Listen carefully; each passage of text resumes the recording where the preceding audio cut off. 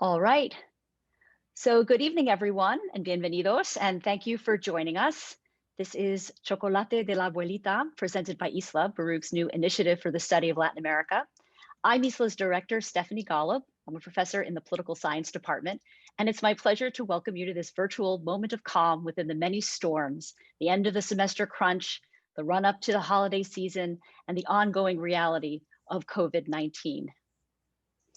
We at ISLA thought of this event as a way to support student success and to continue our efforts to build community in Baruch's virtual space during our time of social distancing. Tonight's event will provide you with information about the benefits of mindfulness and meditation, and we'll introduce you to two important Baruch offices that are there to help you be the best that you can be and finish the semester strong.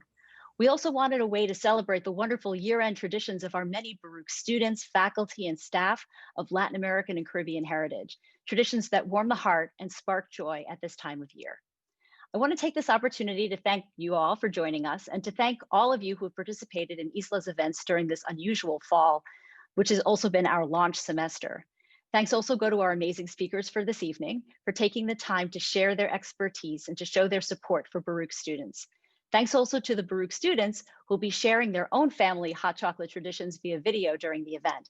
And special thanks to Daniela Toribio, ISLA's Coordinator of Student Affairs, who had this marvelous idea to bring us all together in this special way. For those who are attending their first ISLA event, just wanted to let you know that ISLA is a new initiative based at the Weissman School of Arts and Sciences that's dedicated to promoting and nurturing the interdisciplinary study of Latin America and the Caribbean at Baruch College, hoping that you as Baruch students will have more opportunities to expand your knowledge about the region and convert that knowledge into passion and into success, both at Baruch and in your future careers. We hope you'll follow us on Instagram and Twitter, and Daniela will put that into the chat. We hope to see you again at another event in the spring semester.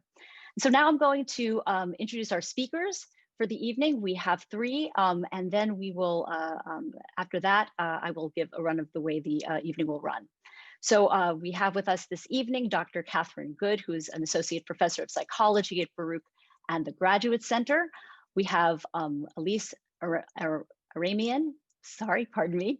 She's the coordinator of the Baruch College Office of Health and Wellness, and Yael Amador, PhD, who is a student psychological counselor at the Baruch College Counseling Center. So they're going to have a little bit of housekeeping before we start. There's going to be time for Q&A after each of the speakers, so please feel free to ask your questions in the chat, or you can electronically raise your hand and ask the question live. We're going to start now with two videos of Baruch students telling us about their country's traditions for holiday hot chocolate, or chocolate de la Abuelita, the chocolate that they have with their grandmother. So I'm going to ask Daniela to begin. Thank you.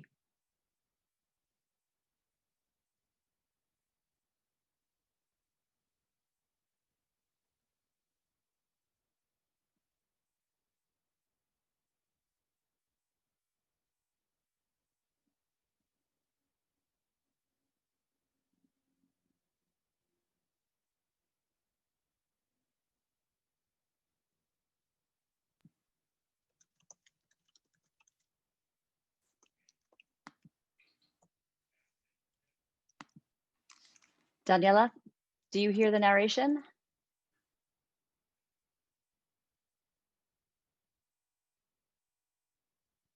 You can't hear it? We can't hear it. Oh, I'm sorry. Let me see. Oh,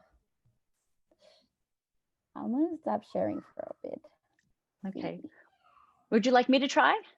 Yes, that would be a better idea. Probably it's gonna take me a while to figure it out how to fix it. All right. Thank you very much to everybody for their patience. We're going to try this one more time. Let's see if we can do this. All right.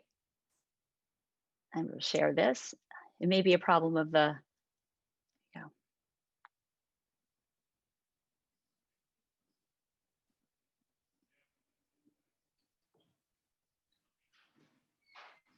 Can't hear it.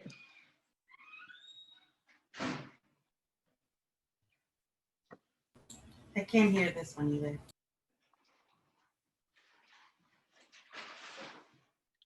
It's not working? I'm sorry, everyone, it's not working? No. Oh, what a shame, because it was working before. It didn't work, Daniela. I'm so sorry. Do you know what? We're going to begin with Professor Good. And in the meantime, if you could download the videos, maybe we could try that. I think it's because you are using headphones. It's because I think you're using headphones. Do all of you hear it? No, but we had an issue of recording where when the audio was on Bluetooth or on headset, we were not able to hear the audio for everyone. So if you take off, disconnect the Bluetooth, disconnect the headphones, and try again. Okay, so that means I disconnect my headphones, correct? Right, like that. So do you still hear me? All right, this is great. I'm learning. This is. Let's share the screen again. Yes, and try the video again. Okay, and I'm going to take Daniela back, and we'll try again. Thank you so much for joining us today. My name is Daniela Toribio. I am the coordinator of Student Affairs for ISLA, the initiative for the study of Latin America, and I am also born and raised in the Dominican Republic. And today I'm here to share something very special with you. It's my grandmother's recipe for a hot cup of chocolate. And this recipe growing up and even right now always makes me feel relaxed, welcome, loved. And I really want to share this with you because of the times that we're living right now. We're living very hard times, and I feel like, especially for the holidays, you want to distress and feel loved and welcome. So I really want to share what this special cup of hot chocolate makes for me. And I also ask my friends from different parts of Latin America, Mexico, Colombia, and Ecuador, to share what is that hot drink that makes them feel like they are okay and that things are going to be just fine. So we hope that you really enjoy this video, and thank you so much for joining us. Okay, friends, so here we have everything we're going to need. We're going to need this much of water, nut milk, condensed milk, cinnamon, salt, sugar, and chocolate powder, because that's way easier. So let's get started. Okay, so this is super easy. First thing we're going to do is to add the water. Then we're gonna add the cinnamon stick. After that, we're going to add 1 spoon of the chocolate powder.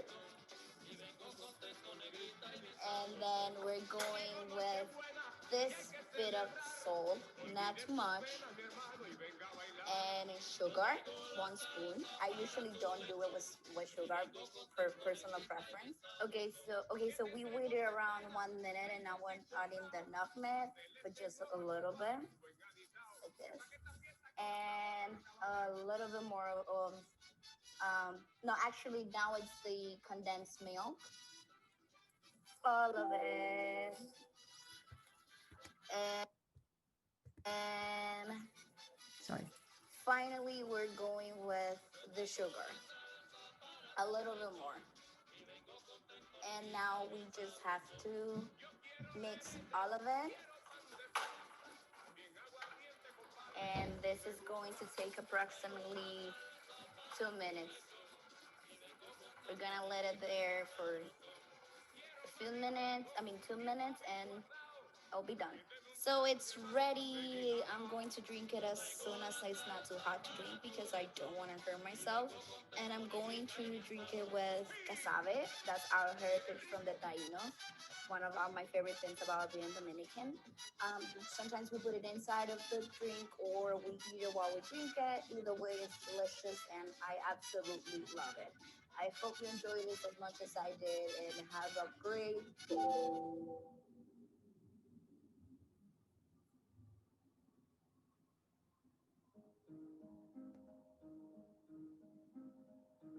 Hi everyone, my name is Zed Jimenez and today I'm going to show you how to make cinnamon tea or té canela. Growing up, this was one of my most preferred hot drinks all year round, but especially during the cold. It is really simple to make. It only takes 3 ingredients and I hope you enjoy.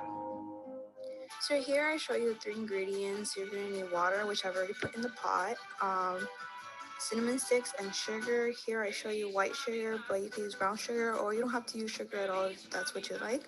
Here I've already added a few cinnamon sticks. I added about 2 handfuls of cinnamon sticks, and then I'm just gonna add a spoonful of sugar. I ended up adding more sugar later on just because I like it to be more on the sweet side, but it's totally up to you what the amount of sugar you'd like to add. And on the next clip, you see that I stir it. Usually you just want to stir like within 5-10 minutes of it just sitting on the stove, and then after that you just let it sit until it boils. So here's the final result. I'll usually drink cinnamon tea with some bread or sweet bread, or even on itself while I'm studying. So I hope you guys enjoyed this video as much as I enjoyed making it for you guys, and I hope you guys have a good day. Thank you so much for those lovely videos. So the next up on our agenda is Professor Catherine Good from the Department of Psychology. And her talk today is entitled Managing Stress to Improve Study Habits. So please remember that if you have a question for Professor Good, you can put it in the chat. You can wait and ask her live, but I want to thank her. Thank you so much, Professor Good, for being with us. Oh, my pleasure.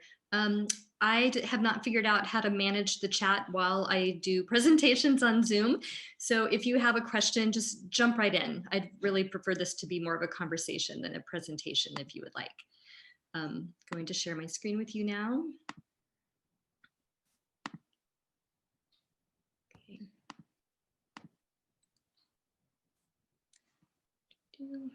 Computer's a little slow. It should be coming up. There. Can you see the slide with the title? Yes. Yes. Okay, great. So I'd like you all to think about stress as water that's filling a bucket. And the more stress you have, the fuller the bucket becomes. And if you don't have a way to release that stress or to manage it, it will spill over and cause disruptions in your life. So think about a typical day. What types of events fill your stress bucket? Just pause here for it to reflect. And then think about a recent stressful event. These days, there is no typical day, I think, and there are a lot of stressful events. Where do you feel that stress in your body? And how do you think the stress might have affected your learning and your performance in school? So it turns out that not all stress is bad. This is the Yerkes-Dodson law, which says that if you have too low of arousal or not enough stress to motivate you, that performance is really, really low. You can think of this as the really unmotivated student who's just maybe been really sleepy, didn't get enough sleep the night before. And because there's not enough arousal, they can't really perform up to their potential. So there's an optimal amount of a stress that can be really motivating and can really enhance our performance. But when the stress goes past that optimal level, our performance decreases again. And these days, there's lots of stress that happens to students, especially at this time of year. You might be thinking about how you're going to pay your tuition next semester, how to manage your student loans, your exams, your midterms. You might be having relationship problems, peer pressure. Lots of different things are going to affect our stress that we're feeling right now. And especially in the time of COVID, this adds an extra layer that we never had to cope with in the past. So it turns out that all of these stressful events that happen during our lives don't just happen to us, but they actually happen inside our bodies and our brains. And that's what I'm going to focus on today. When we experience stress and anxiety, trauma, our body releases a hormone called cortisol, and that cortisol can get into your immune system, which is why we often find ourselves sick right around the time of midterms or finals, because our stress level is up, the cortisol level is up in our body, and that can really suppress your immune system and make you more susceptible to illness. But it also goes into our brain, and you can think of your brain as sort of marinating in this hormone, this cortisol hormone, and it affects the portions of your brain that are really necessary for learning. In particular, it affects the amygdala. The amygdala is part of the limbic system, which is in the temporal lobe. When the amygdala senses threat, it can become overactivated, and it can lead to feelings of helplessness, anxiety.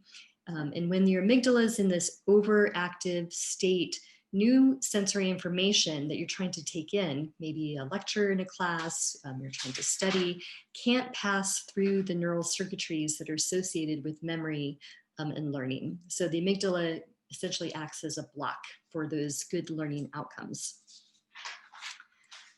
When there's chronic stress, what fMRI studies have shown is that the amygdala actually is bigger than in people who don't have chronic stress. You can think of this a little bit like a muscle. The more you use a muscle, the bigger that muscle might get. So if you're in a chronic state of stress, that amygdala is going to be overactivated in a chronic way. And over time, it can begin to be bigger. We also see that people who have chronic stress actually have less well-connected neural circuitry. So these are pictures of neurons, which are the special nerve cells in your brain. And when an individual has chronic stress, let's say over their lifetime, those neural connections from the amygdala to the prefrontal cortex, which is where thinking and cognitive processing really happens, they're less well formed, they're less dense. And so this is one way that you can find that your learning might be disrupted. We also know that stress can cause what we like to refer to as mental pain. We have lots of metaphors for something that's annoying to us or just stressful to us. We can say someone's a pain in the neck. Those metaphors don't just happen by accident. It turns out that stress, anxiety creates bodily discomforts that you sense. These might be due to stress reactions, to muscle tension, but because there's no actual physical ailment present, we can think of this as mental pain rather than physical pain. Mental pain is problematic because it can really evoke negative emotions. You may feel angry, you're frustrated, you're annoyed. Often this anger gets turned inward because there's a situation that you have to respond to that maybe you don't want to respond to, something's not pleasurable. You might find yourself feeling angry at the world. Mental pain can manifest as sadness, loneliness, maybe a nostalgia for a time past that was you felt like was a better, happier time, disappointment, longing, yearning. It can also manifest as fear and anxiety. When you can't really attribute where this mental pain is coming from, it's just sort of diffuse and you haven't been able to locate it to either an event that's happening in your life or some state you might be in, your body can interpret that stress and that mental pain as anxiety or as a threat. This is where you'll develop feelings of being uneasy, restless, worried. You might have existential anxiety, like what is the meaning of life? What's going to happen to me? Severe agitation and even panic attacks. But it turns out that mental pain is really only painful if we struggle against it. So think about, for example, if you go to the gym and you work out, those muscles might be painful, but you don't think of that as a negative sensation. You think of it and you construe it as you just had a great workout. And because of this, your body can release endorphins as one way to reduce pain. So just like we can think of physical pain in a different way so that it doesn't actually manifest itself so distressingly in our body, we can also think of mental pain in the same way, not to fight against it.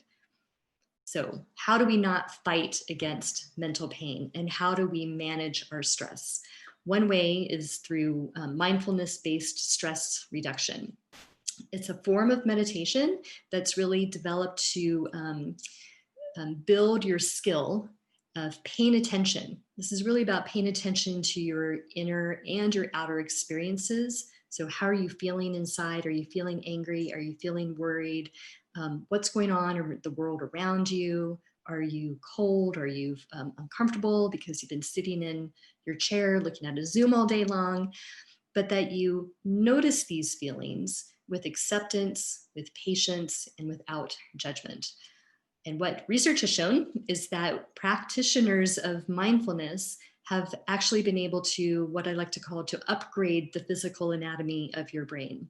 It enhances emotion regulation processes and can actually lead to lots of really great outcomes, which we're going to talk about next. So mindfulness meditation. It's this mental state, again, when you're focused and you're aware of the present and you do it without judgment. I had a great student who suggested that one way to think about mindfulness and meditation is when you haven't practiced mindfulness meditation, some stimulus will happen. Maybe you get an annoying phone call, or you just learn about a grade that you got in a class, whatever it might be, and you just have a reaction to it. When we are experiencing mental pain, these reactions can really feel really negative, maybe even a bit like snappish, right? You just kind of snapped. But with mindfulness, the stimulus happened, and instead of having a reaction, you are more likely to have a response, right? So a response and a reaction is different because a response is more thoughtful. You might take a moment, pause, take in that news, and then decide how you want to respond rather than just firing off an angry text, for example. So how does mindfulness upgrade the physical anatomy of our brain? One thing we know, again, through fMRI studies, is that it can reduce the volume of the stress reactive portions of your brain. So for example, the amygdala. People who are lifelong meditators tend to have a smaller size amygdala than people who don't. This is partly because your amygdala isn't in this constant state of threat detection, right? Because of this mindfulness, you're able to manage those inputs that are happening in your life that are so stressful, and the amygdala doesn't construe it as a threat. It has also been associated with more thickness, neural thickness in the prefrontal cortex. And again, this is the thinking area of your brain. So with mindfulness, not only do we have less of a threat detection system, but we also have a more well-developed neural connection that will help us improve our cognitive abilities. So here's some of the benefits. People who meditate in a regular fashion have reported less stress, they report less anxiety, they report less depression. They tend to have better social skills, they have more social intelligence, and they're better at managing their emotions. And what we mean by emotion regulation is that it can happen from what we call a top-down or a bottom-up way. So a top-down emotion regulation is really being very mindful and thoughtful. I'm feeling angry, I'm feeling frustrated. What am I going to do to manage that emotion? But from a bottom-up method, this is really thinking about how your amygdala isn't coding the event as stressful, and so you don't even have that emotional response, and so you don't have to be so thoughtful about how to manage it. So you get both benefits. Mindfulness meditation has also been shown to improve cognition and academic achievement. Working memory is one portion of, it's a special form of short-term memory where you're holding on to different pieces of information, maybe you're manipulating them in your mind, and then you're coming up with some answer. If you're stressed, if your mind is spinning, if you're distracted, then that's one portion of working memory that is having to be dedicated to managing the stress. But with meditation, because you have to do less of that top-down management of those stress reactions, you have more working memory resources to really bring to the task at hand. Mindfulness meditation can be associated with higher scores on standardized tests and academic achievement. So what does this look like? Putting it into practice. A lot of people think of meditation as a religion, that you have to have some belief system in order to do it. That's not true at all. People also think that, gosh, I can't meditate. I've tried before and it just doesn't work for me. Really, what meditation is, mindfulness meditation, it's a skill that you have to develop, and you develop that skill through practice. So the first principle is you have to have total acceptance, non-judgment. And part of that non-judgment is whether or not you feel like you're doing it right. You may be trying to meditate and you're aware that you have all these intruding thoughts, that's perfect. You're aware that you have those intruding thoughts and you go, oh, look, there's an intruding thought. I'm just going to try to let it go and get back to maybe focusing on my breath. When you feel those intruding thoughts happening to you, return your attention to whatever the focus is that you're using for your mindfulness meditation. A lot of people focus on their breath. They may take really deep belly breaths, counting the inhale for 4 seconds and the exhale for 4 seconds. This really gives your mind something to focus on and to pay attention to so that those intruding thoughts are less likely to creep in. And finally, for the benefits that we just talked about to really take root, you need to make mindfulness part of your daily routine. People who study this and who are practitioners say at least 20 minutes a day. And in fact, maybe 40 minutes would be even better. The advice is think about it as your morning routine when you wake up. You get up, maybe you brush your teeth, you have your cup of coffee, you get ready for your day. Find a place in that morning routine to start with mindfulness meditation, probably before you even get that cup of coffee. All right, that's all I have for you. I hope that you'll try it. I hope that you'll stick with it. There are lots of great apps that you can turn to if you want some guided meditation. Calm is one of those apps. Headspace is another one of the apps. But you don't need apps, in fact. All you need is a place to sit, to be comfortable. I usually set a timer on my phone, so I'm not worried about how much time I have left. And just close your eyes and let yourself experience a bit of calm and deep breathing. Thank you.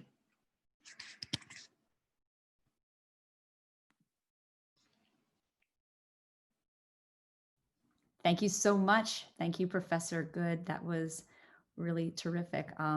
So do we have anyone with a question for Professor Good about mindfulness or meditation?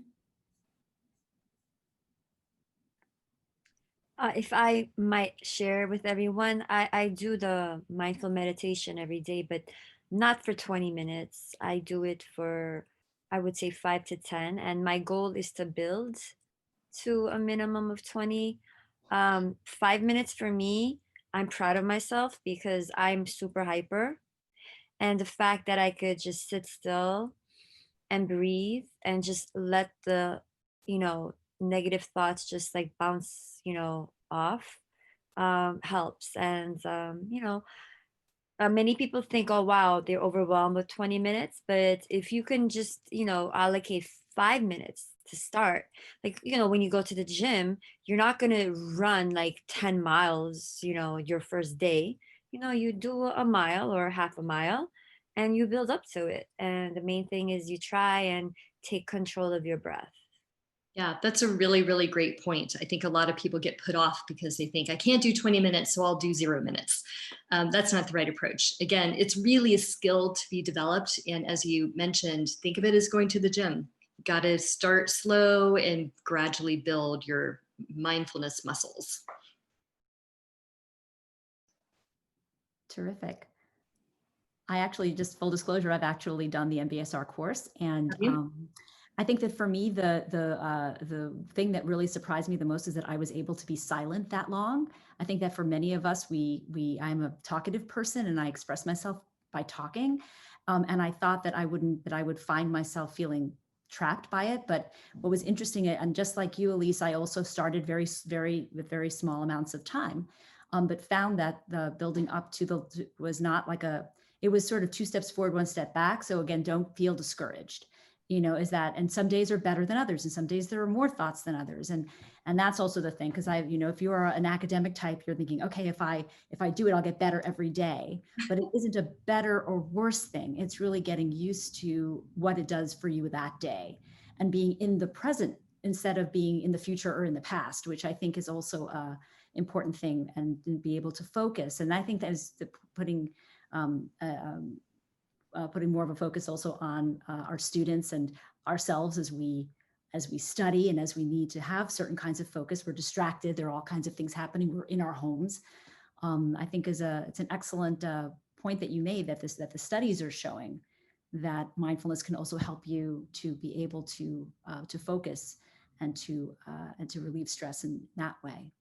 Right. So thank you very much.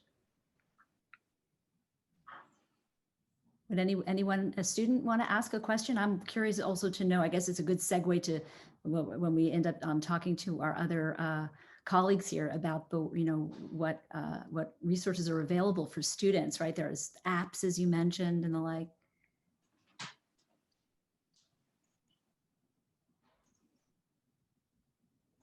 All right. Well, Professor Good, if you could put your email address in the chat in case anyone would want to contact you.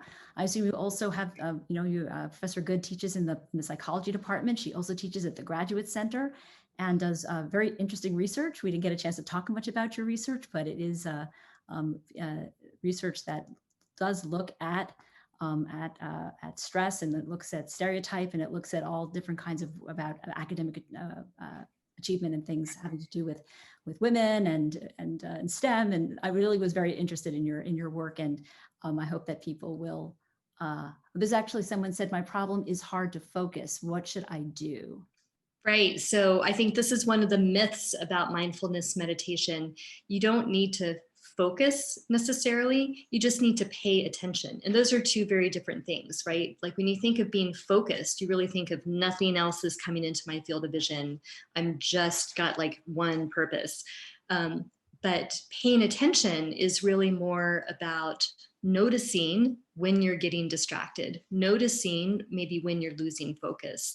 And it's the act of noticing that is actually the skill, right? Like how many times have you been walking down the street, maybe not walking down the street recently, but walking down the street, and suddenly you get to where you're going and you don't remember anything that you passed because you're having a conversation in your head with somebody else, maybe a fight that you had in the past. As Stephanie mentioned, you're living in the past or in the future.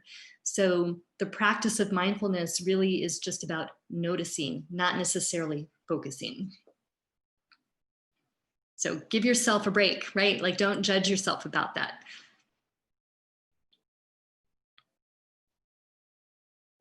It's about not judging also, I think, for that response about, well, oh, it's not working, I'm not relaxing, which is not what you're supposed to be doing. And it's about something different. Right. There's so many things that we can beat ourselves up about. Your mindfulness practice should not be one of them. All right. And also I just wanted to share, when I present, I'll be sharing a practical tip on how to notice when you're practicing mindfulness. So I think that's a really excellent question and fantastic answer. And I'll just share a little bit about that later as well. Thank you. Terrific. Thank you. Thank you so much, Professor Good. Really so wonderful for you to be here. And I hope that we'll see you again at another event. And I hope the students will also, I put your email in the chat. I will. Thank you for having me. All right. So our next up, I'm going to share my screen again because we have 2 more videos to show. Here we go.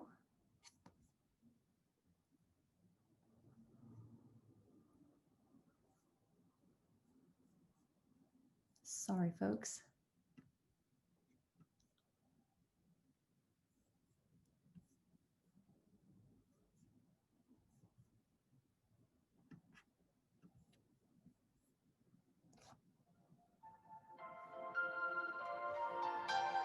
Hello, my name is Ali Troncoso and I am from Barranquilla, Colombia.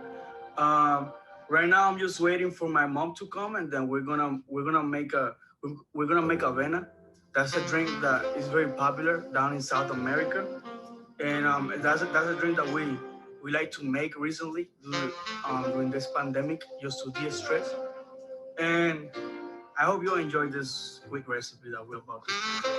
The ingredients we're gonna be using whole milk, sugar, cloves by la flor.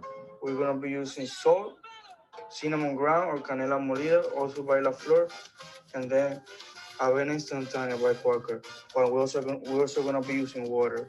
All right. So the first thing that we're gonna do is that we're gonna add the water. We're gonna use 2 cups of water. Right. I already got it. I already have it all here. After that, then we're gonna add 1 cup of oatmeal, right? And then after that, we're gonna add 1 spoon of vanilla extract. We're gonna add 1 spoon of cinnamon ground. We're gonna add also 6 whole cloves and just a little bit of salt. And then we're gonna mix it. Gonna mix the oatmeal, all of it, for like 3 minutes or until the oatmeal is dissolved. I'm just gonna mix it for a bit. All right, so now this is the next step right here. Just gonna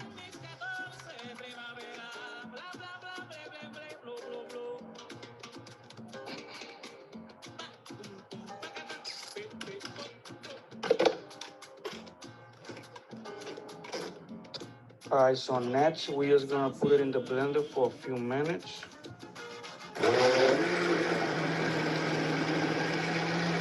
All right, so from here you really got 2 options. In my home country, Colombia, they really like to drink it also cold. So for that you could just like put some ice cubes in it and then just serve it like that, or you could also just put it for a few minutes in the fridge.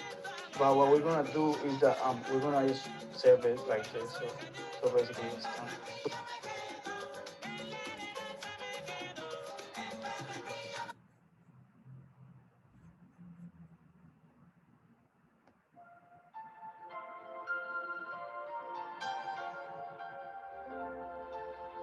Hello everyone, my name is Maria Velez. I am Ecuadorian, specifically from Cuenca, hence my little chola cuencana here. Today I'm going to show you how to make a cup of hot chocolate the Ecuadorian way. So to start off here, I have the ingredients. I'm going to start with a little bit of whole milk, evaporating milk. Here I have cinnamon sticks and allspice pepper. I also have cocoa, this is from my country, and we also have some chocolate that we're going to be using. So to start off, we're just gonna give our milk a little bit of flavor and scent. So I'm gonna start off with the whole milk, and then I'm gonna go in with the evaporated milk.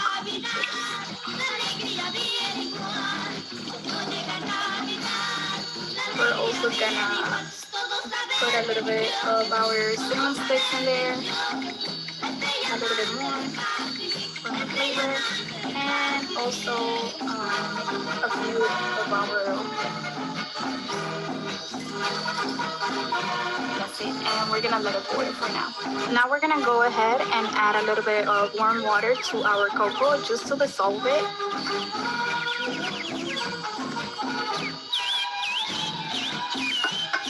And we're just gonna make sure we mix everything well. We want our cocoa to be completely dissolved, for it to look like this, so that we could go ahead and add it to our milk. After our milk has boiled, now we're gonna go ahead and drink that.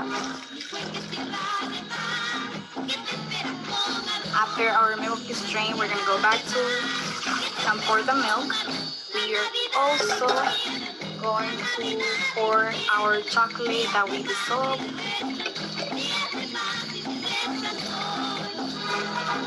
We're gonna make sure we mix it completely.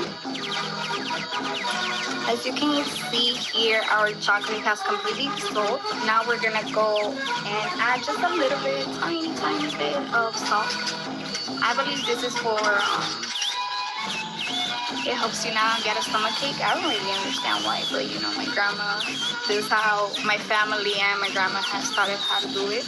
And we're just gonna make sure we keep mixing a little bit more for around 2 minutes. And here you have it. This is our final product. I just added some whipped cream. We usually eat it with some bread and cheese, but you know, this will do for it. Thank you, and I hope you guys enjoy it.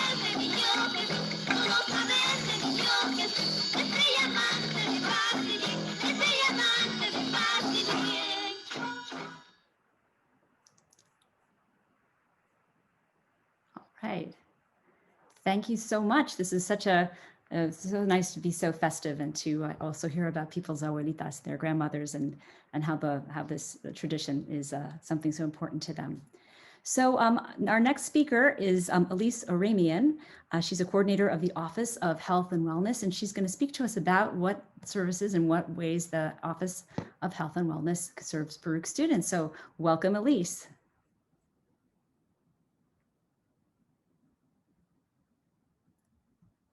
Sorry, I always forget to unmute myself. May I have the ability to share my screen, please? Sure. Thank you. There you are. Thank you. So good evening, everyone. My name is Elisa Ramian, and I'm the coordinator for the Office of Health and Wellness.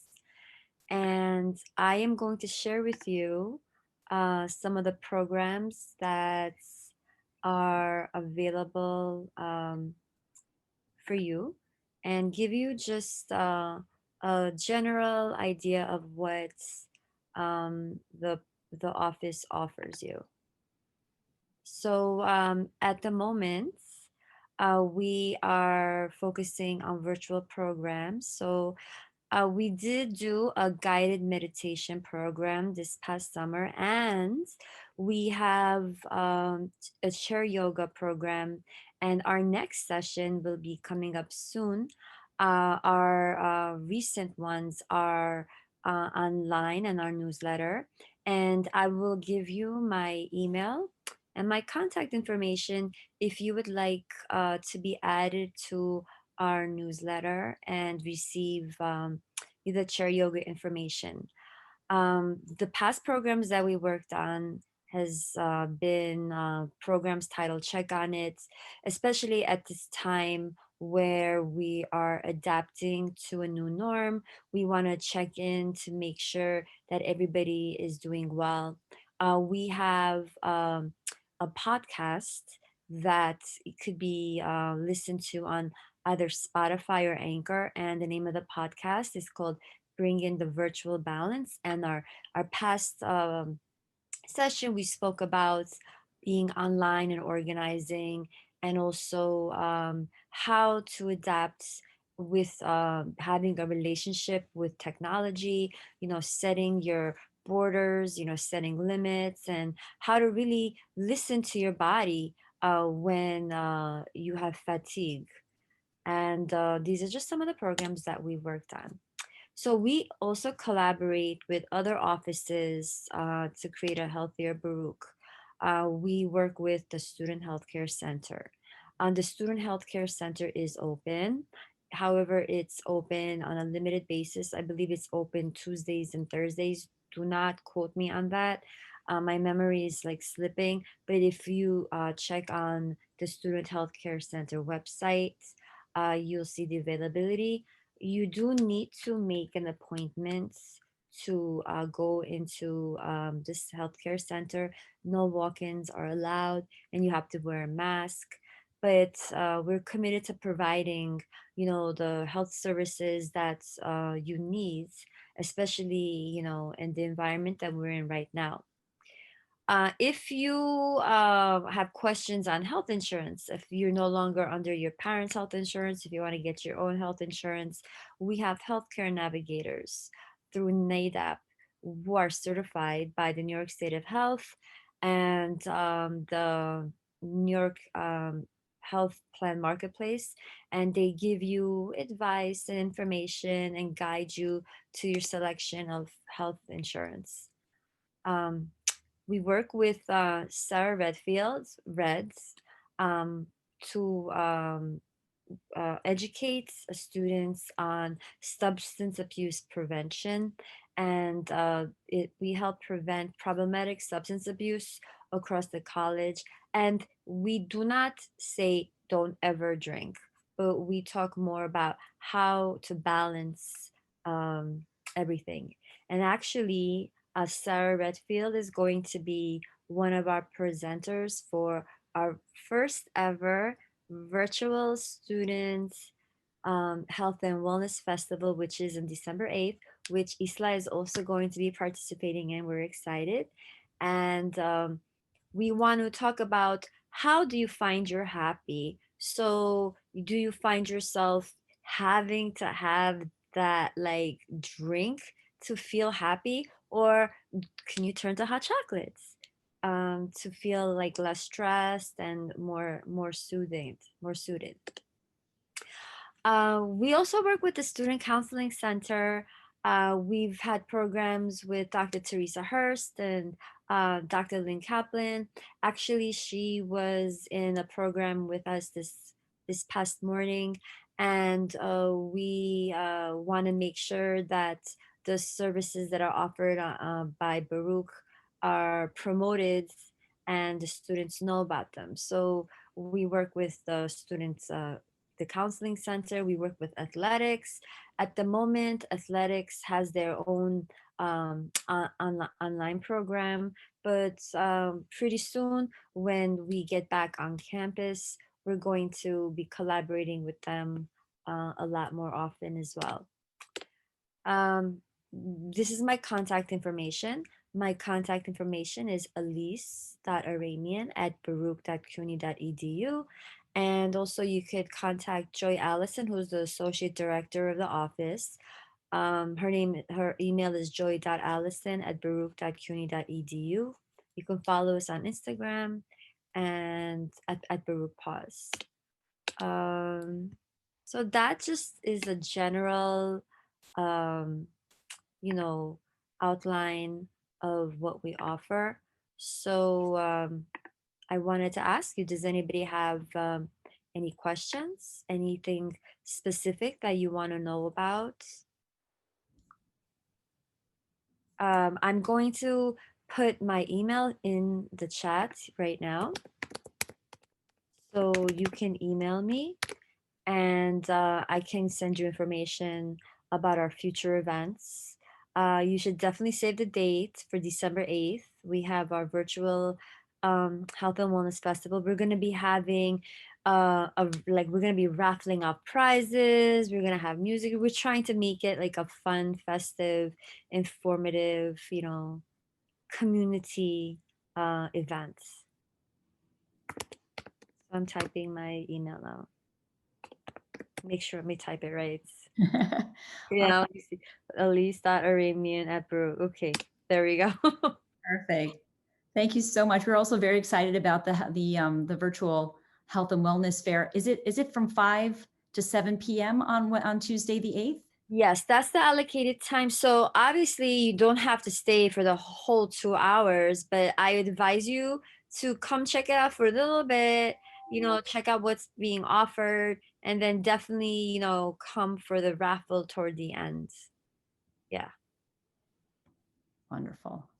Terrific. Thank you. I've asked Daniela if she could share the flyer. We're trying to post something in the chat also for people to, do you have a registration link? The registration link is to be announced. We're going to be sending out that information on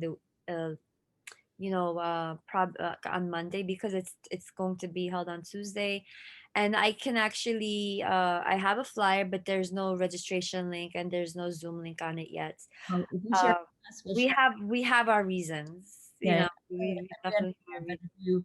If you would want us to, we can also help you the day of, and as well if people follow us on Instagram, we can. Great. Yeah, that'll be excellent. Yes.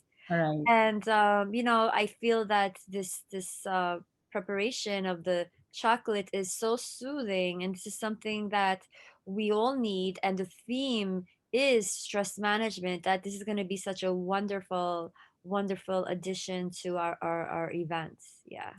Thank you so much. Guess what I'm gonna have this evening after I get off of this meeting? Making myself some hot chocolate, people. Yes, I think so. And Yeah. you should know also is that Daniela had this wonderful idea for this event. Of course, when we are in person, we will be serving hot chocolate in the future when we have this event in the future. So definitely, we're all inspired. Excellent. Thank you so much, Elise. And thank you for everything that you and the Office of Health and Wellness are doing for our students during these very stressful times, and also for always, and thinking about our students always throughout the year. And so our final speaker is Dr. Yael Amador, who is a student psychological counselor and licensed counselor, and she is going to speak to us about the Counseling Center at Baruch. So Dr. Amador, thank you so much for being here with us. Thank you so much for having me, and thank you for putting together this program. I've also found it incredibly soothing, and I've learned a lot today as well, so I'm really appreciative. I do want to share a little bit about what we do at the Counseling Center, and then if it's okay with everyone, I would love to have us all kind of engage in a body focus, mindfulness practice. Just a really brief one before we end today so that we can kind of get a little bit of a taste of what we've been talking about today. So just very briefly, I know we're almost at the end of the hour. At the Counseling Center, we offer free services for students who are enrolled at Baruch College. If you're enrolled in a particular semester, you can get up to a semester's worth of services. So those services include individual therapy, group therapy. We have 2 groups that run during what is called club hours, so Tuesdays and Thursdays at 1 o'clock. We also offer psychiatric services that come in addition to being involved, if you would like them. In addition to being involved in our individual and group therapy, you can also meet with our psychiatrist if you're interested in doing medication. We also offer academic testing or personality testing, and all of our services right now are done online. And so you can reach out to us by going to our website, and I can put up a screen if I can share it. Is that okay? Let me see if I'm able to do that. Oops. Here we go. So this is our contact information. And another thing is that we also offer services for referrals. So if you find that either you're not currently involved in therapy, or if you would like to get involved in therapy outside of the Counseling Center, we can offer referral services to utilizing your insurance or to low fee and sliding scale clinics. So that's the way that you get connected to our services is that you can reach out to us through either email, calling us, leaving a message, because obviously there's no one in the office to man the phones, but we'll get back to you. Or you can go to our website and there will be a form that you can fill out to get an appointment. And the first appointment is something called the triage appointment, which is just essentially you'll meet with one of our counselors for 35 to 45 minutes, and they'll kind of get a general information about what's going on for you. And then after that, the clinical team will meet and will give recommendations for our care. And you're typically able to get a triage appointment within about a week after you reach out to us. Now, I would highly recommend if you're coming in at any time, at any point during the semester, but some of the best times to come in is earlier in the semester before all the time slots get taken up. We still have a lot of open time slots right now, so we recommend coming in and taking part of our services. Do you have any questions about what we offer so far? I have a question. Mm-hmm. Is there a limit of semesters the student can use the services from the counseling center, or we can go as many times as we need? I think, that's a really good question. And there's a couple of things that kind of go into that. We typically, we're a short term model. So typically we say that if you need more than 1 semester, then it's probably best to refer you out so that you can get continuous care. Now, that isn't to say that you can't come back. And so there could be certain circumstances where it might be best to stay with us, right? So there's not necessarily a yes or no answer. It just really depends on what your needs are and who can best meet your needs. If that means that's the counseling center, then you can definitely come back. But if we determine based on our conversation and triage that it's best to kind of have more continuous care, then we can refer you to some place that will be able to offer you that. Great question. Thank you. Anything else? I would just like to say that it's nice to meet you, because I've met Dr. Teresa Hurst and Dr. Lynn Kaplan, so it's nice to finally interact with you, and I'm looking forward to hopefully collaborating and working with you in the future as well, so we could provide the services for the students in our community. Absolutely, same here. I'm really happy to have you as part of the Baruch team. At least I've heard of you, and it's really great to meet you here as well. Right. Yeah, and our office has a really great history of working with the Office of Health and Wellness as well. So, yeah, great.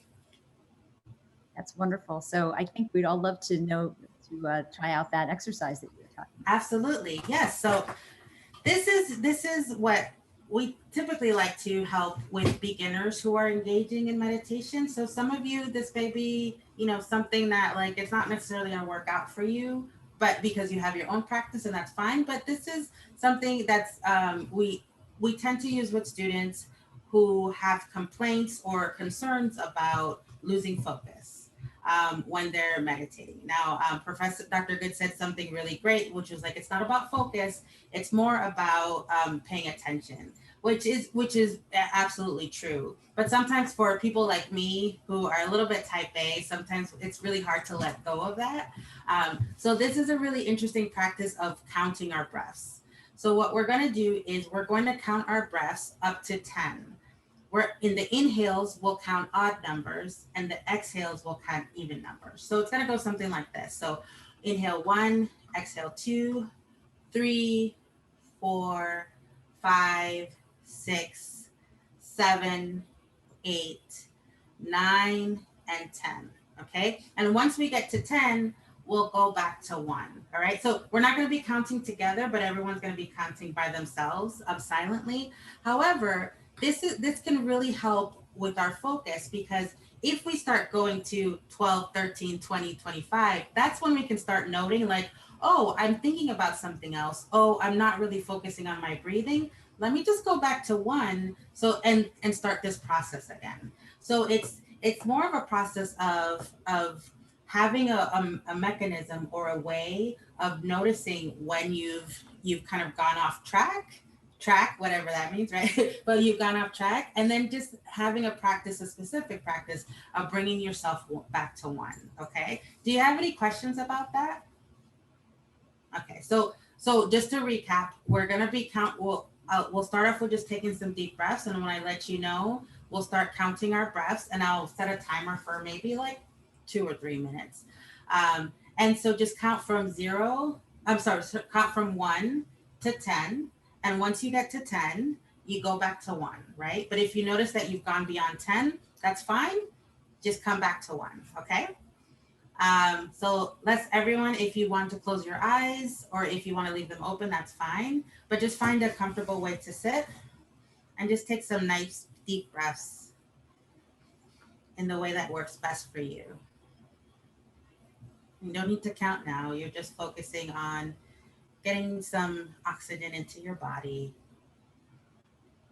and noticing how that feels.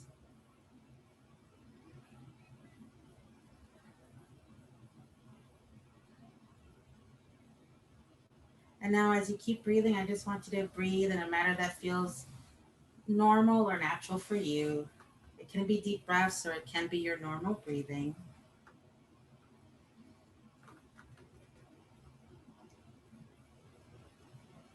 And when you're ready, in the next inhalation, start counting out at 1.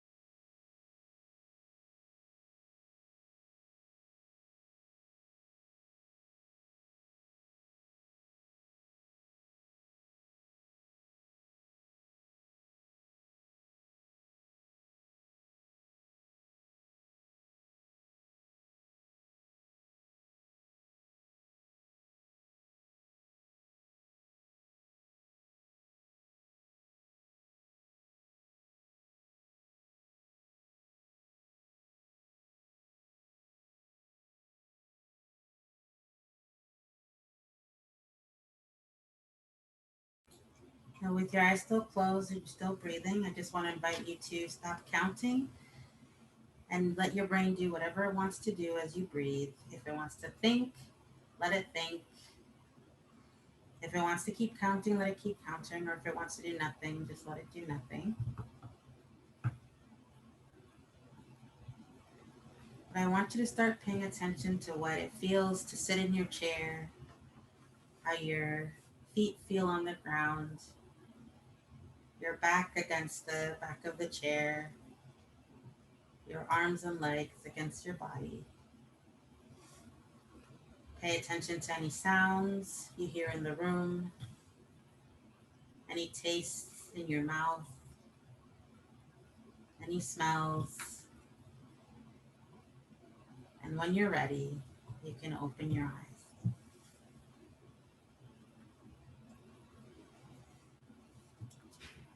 Thank you, everyone, for joining me. Thank you. Thank you so much. I am so relaxed right now. And after I get make my hot chocolate, I think I'm ready for bed. All right. This really, really helps really with calming you down and managing your stress. This was very, very helpful for me. Hopefully for everyone else as well. Absolutely. Thank you so much. This is a gift that you've given to us really, and for this this event, and for all of us who could join us, and also for those who will be watching this recorded, to be able to enjoy that. So we've kind of run over a little, but I want to thank our speakers, Professor Catherine Good, and Elise Aramian, and Yael Amador, the three of you. And I want to thank Daniela Toribio for organizing this, and thank her friends. Thank Daniela and her friends, the wonderful videos that we saw from around Latin America and the Caribbean. I want to wish everyone on this call, students, faculty, and staff, a very good end to the semester. I wish all of you and your families health and happiness, and all the best in the holidays and in the new year. And we'll be looking forward to seeing you again in the spring. We hopefully maybe we'll have a reunion to talk again about these issues, and about helping each other be the best and have this kind of peace and this kind of well-being that we all would like to have in our lives. So thank you very much, everyone. I'm Professor Stephanie Gallo from ISLA, and muchas gracias, and good night.